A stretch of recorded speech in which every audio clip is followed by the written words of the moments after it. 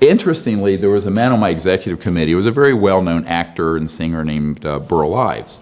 And Burl Ives, he was a 33rd degree Mason. So all of you people who think that all these secret societies, everyone in it knows everything, they don't know anything. And he said to me, he says, we all know that Marilyn Monroe didn't die of an overdose. Boop, boop, be doo. He said, do you know why they killed Marilyn? Mr. President, the late Marilyn Monroe. And I said, well, I didn't until I got this document. It's a virtual death warrant because she was found a couple days later. 3 August 1962, wiretap of telephone conversations between reporter Dorothy Kilgallen, who was looking into Roswell and other UFO issues, and her close friend Howard Rothberg, from wiretap of telephone conversation of Marilyn Monroe and Attorney General Bobby Kennedy. Rothberg discussed the apparent comeback of the subject with Kilgallen and the breakup with the Kennedys. This is referring to the fact that Marilyn Monroe had been having an affair with not one but both Kennedy brothers, and it was becoming conspicuous, so they broke it off. Rothberg indicated in so many words that she had secrets to tell, no doubt arising from her trysts with the President and the Attorney General. One such secret mentions the visit of the President at a secret air base for the purpose of inspecting things from outer space. Now, this is 1962. Kilgallen said that if the story is true, it would be a terrible embarrassment for Jack and his plans to have NASA put men on the moon. We choose to go to the moon in this decade and do the other things, not because they are easy, but because they are hard.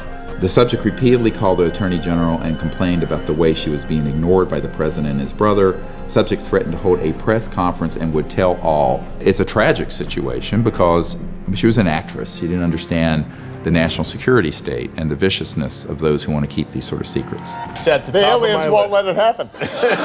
You reveal all their secrets. That the President do executive orders to declassify and bring all this information out. This man comes to my house and says, they really think that's a great idea. The President won't do it, it's too dangerous. And I said, well, he's the President. If he didn't want to be President, he shouldn't have taken on the responsibility and sworn an oath to the Constitution. And he says, yeah, but you don't understand. They don't think that they can protect the President. And I said, what do you mean? And he's sitting at the dinner table with my children. And he says, well, they're concerned that President Clinton will end up like Jack Kennedy. And I start laughing. I really started laughing out loud because I thought this is nonsense. This is like conspiracy kookville. He says, no, this is absolutely their concern, is that if he pushes on this, he is in mortal peril.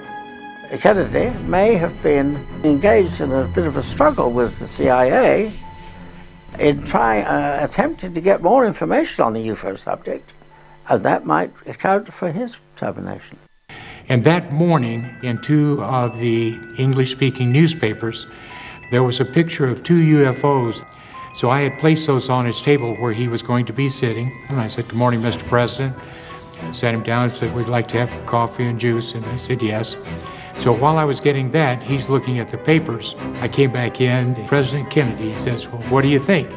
I looked at him, I looked down at the picture, and I says, well, sir, what do you think?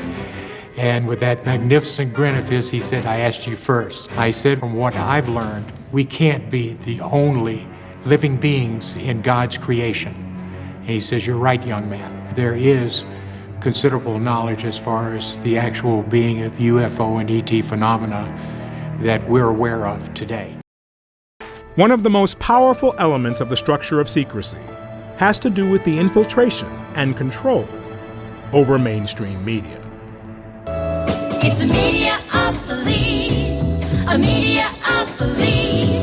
The whole media is controlled by a few corporations thanks to deregulation by the FCC. You mean Disney, Fox, Westinghouse, and good old GE? They own networks from CBS to CNBC. They can use them to say whatever they please and put down the opinions of anyone who disagrees. So can the government keep a secret this big? One of the biggest weapons in the intelligence community's arsenal is our general belief that the US government couldn't possibly keep a secret this big from the American public. But the existence of the National Reconnaissance Office remained secret for over 30 years. The mere existence of the NSA, jokingly referred to as no such agency, was kept secret until it grew so large that it was quite conspicuous.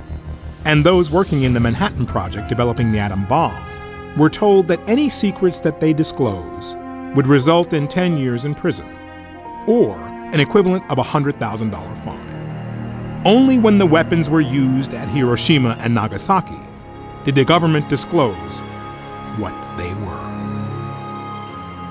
Of all things, to keep secret the fact that there is this bountiful option that we have of reaching out into the stars and being friendly neighbors with other civilizations and sharing information, sharing resources, and sharing knowledge and sharing spiritual insights and values.